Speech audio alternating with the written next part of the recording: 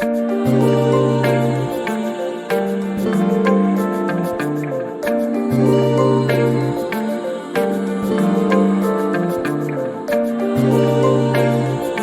me start now to delve into the solutions. Yes. What is the EFF going to do about load shedding? Exactly how are you going to stop load shedding?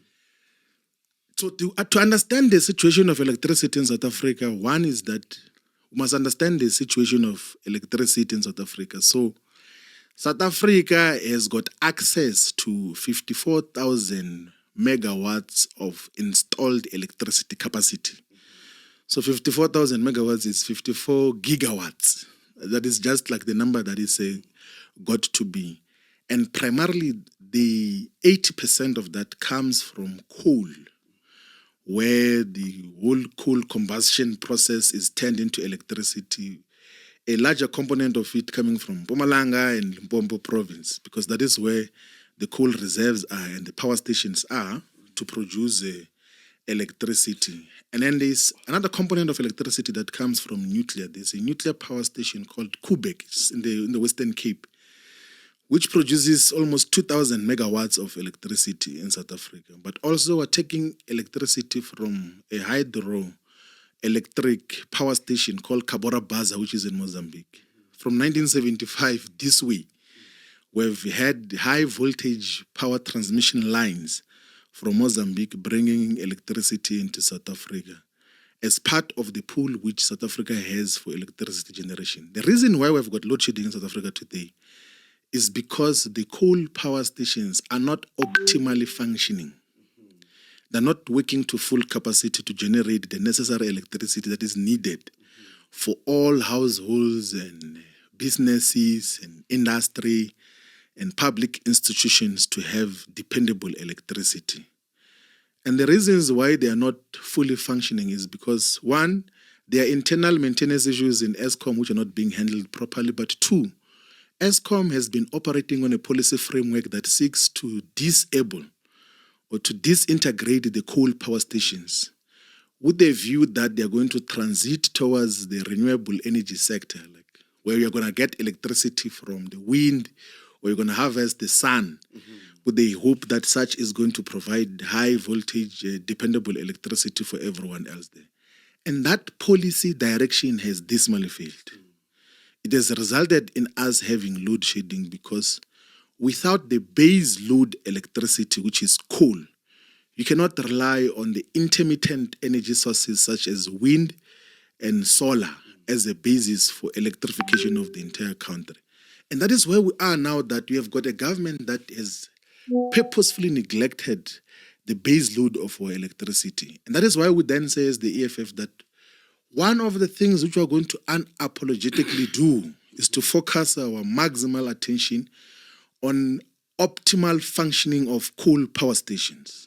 All of them. So, and unapologetically so. Essence, yes. There is a problem of electricity in South Africa because government has been trying to decommission the power stations that are generating electricity from coal. They've been decommissioning, but also they've not been maintaining them. The ones that are still functioning are not maintained in a manner that will optimally function. So let's say the idea is to abandon them. The idea is to abandon them and not work on them. So let's say a power station has got a potential. So somebody arrived here in South Africa and said, your coal is bad for the environment. Yes. Leave it. Get electricity from the sun and the wind. Yes. And the truth from where this person came from is that the wind and the sun have not been able to actually support industrial economies. Yes. They are not able to. Like, do you know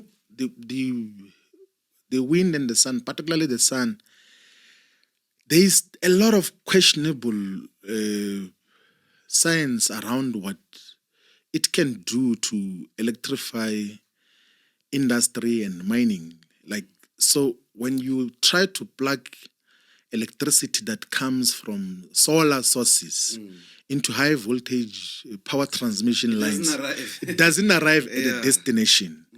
So as an off-grid solution where you put a solar panel at your home, you charge batteries, or you put in a hospital and all of those, that can be impactful unless if you have got huge battery storage capacity to could pump the electricity into the grid in a much more sustainable way. And we do not have that now. And that is why a lot of the solar farms and the solar sources of energy are not giving dependable electricity to the grid that can then be able to they're very, very expensive. Electricity generated out of the sun is much more expensive per unit.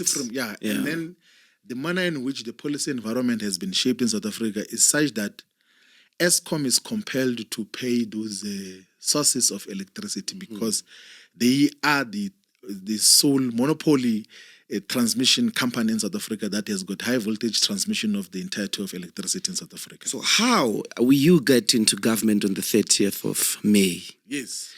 What is the plan to have an uninterrupted supply of electricity for public goods, for public institutions, for industry, and for households? So, when we started, we explained that the drafting and the finalization of the manifesto was also based on deeper expertise as well of just how do we frame our interventions to end load shedding.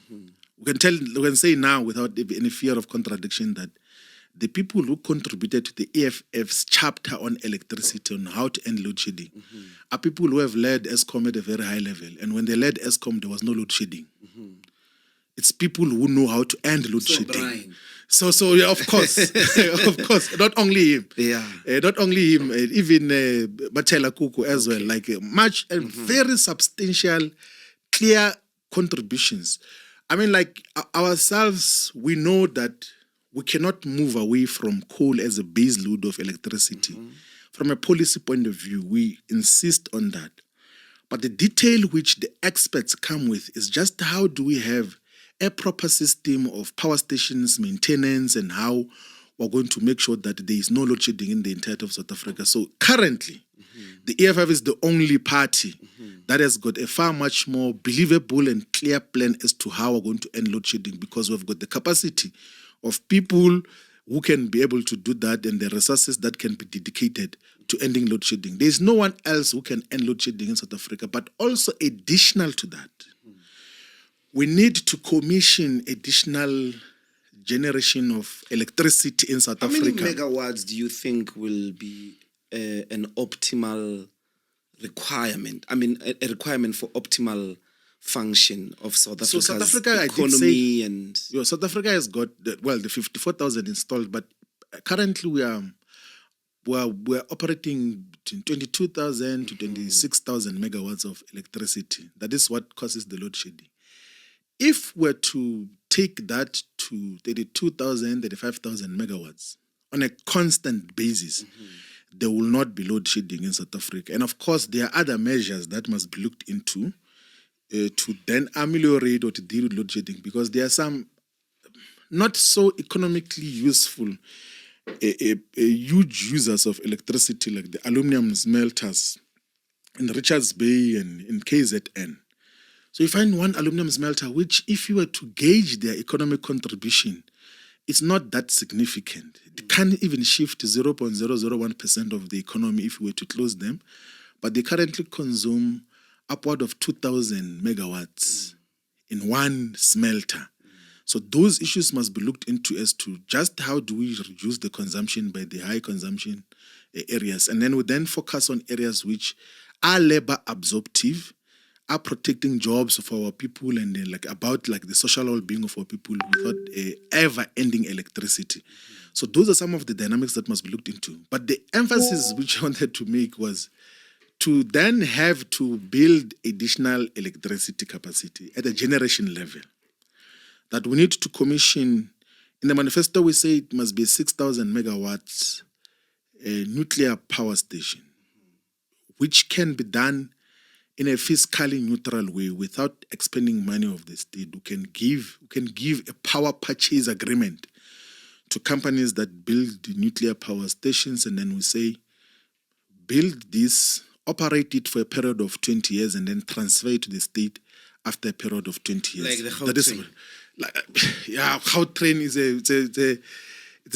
a sort of example of how an efficient BOT could work. So if you were to check the hydroelectric power stations that were built in Nigeria, in Angola, in Ethiopia, by mostly Chinese state-owned companies, the railway projects that were built between Mombasa and Nairobi in Kenya, between Djibouti and Addis Ababa in Ethiopia, like huge and massive mega railway projects built where the state did not have to make any direct contribution, but that the returns of that is going to be retained over the long-term operation of that particular mega infrastructure. So there's a scope in South Africa to could have an additional 6,000 megawatts from nuclear without having expanded the resources of the state. And there is interest. And the good thing about this is that we are not theorizing ourselves about this.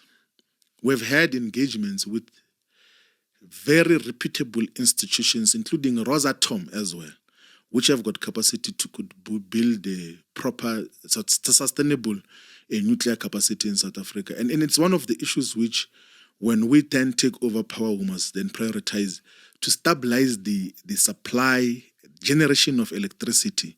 Because without electricity in a modern industrial economy and society, you cannot survive with anything. Jobs. Yes. Chronic problems, systemic almost, but as well as complete misdiagnosis.